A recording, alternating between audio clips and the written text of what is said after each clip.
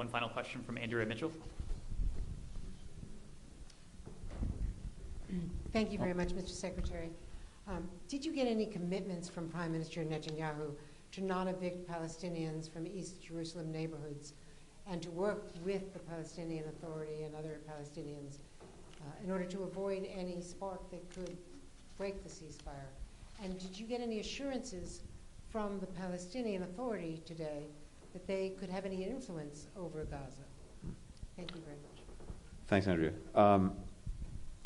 So first, let me take a step back for a minute, because we're focused right now on responding to, as I said, the urgent needs that exist in Gaza on a humanitarian basis, the urgent needs for rebuilding and reconstruction, and then looking to see actions on the part of both Israelis and Palestinians that will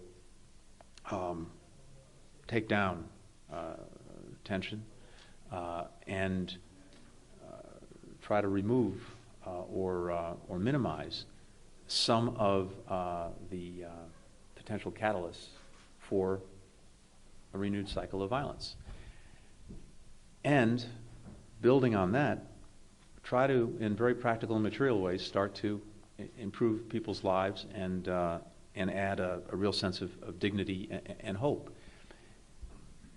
If that happens, and that will take some time, that may, I think, produce a better environment in which ultimately there's a possibility of resuming the effort to achieve a two-state solution, which we continue to believe is the only way to truly assure Israel's future as a Jewish and democratic state, and of course to give the Palestinians the state that they're entitled to.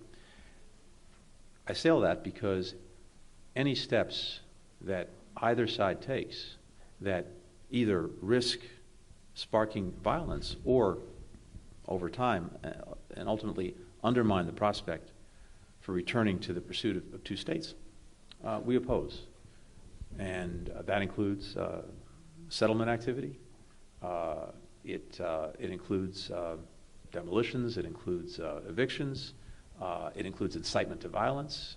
It includes payment to terrorists.